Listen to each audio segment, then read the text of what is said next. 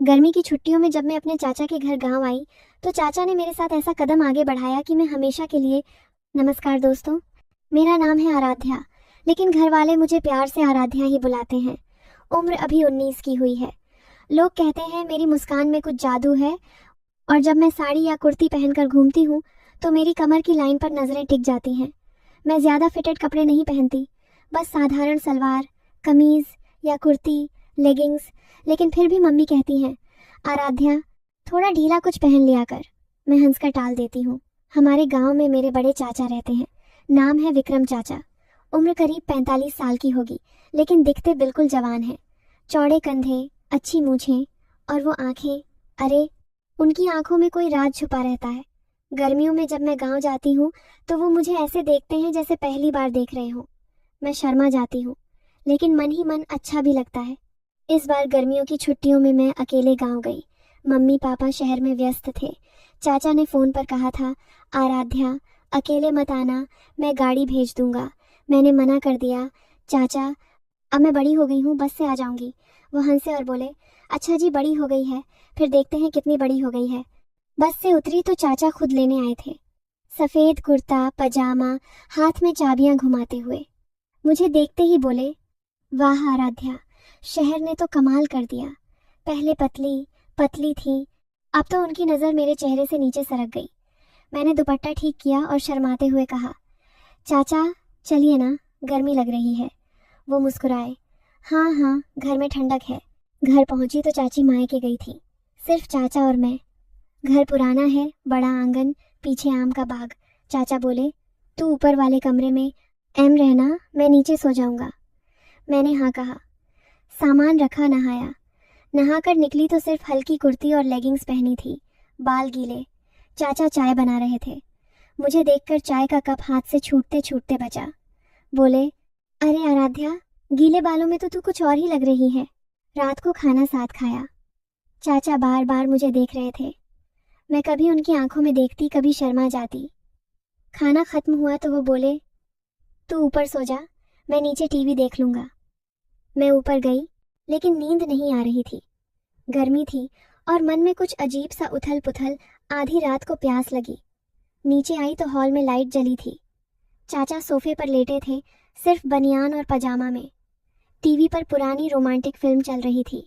मैं पानी पीने जा रही थी कि नज़र उन पर पड़ी। वो शायद सो रहे थे।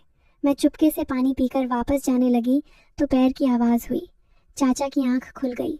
वो उठे और बोले, आराध्या नींद नहीं आई? मैंने कहा, प्यास लगी थी। वो मुस्कुराए, आजा, बैठ थोड़ी देर। अकेले अकेले ऊपर क्या कर रही है? मैं डरते डरते पास बैठ गई।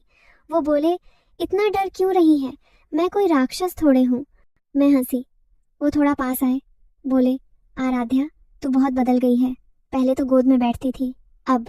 मैंने कहा, चाचा अब मैं बड़ी हो गई ना?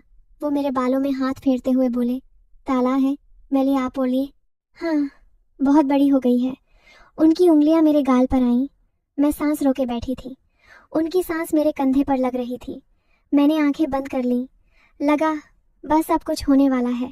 तभी बाहर कुत्तों के भौंकने की आवाज़ आई। चाचा एकदम अलग हो गए। बोले, शायद बाग में कोई जानवर आया है। वो बाहर चले गए। मैंने गहरी सांस ली। दिल जोर जोर से धड़क रहा था। मैं ऊपर भाग आई और बिस्तर पर लेट गई। सारी रात नींद नहीं आई। सुबह चाचा नहाकर तैयार थे।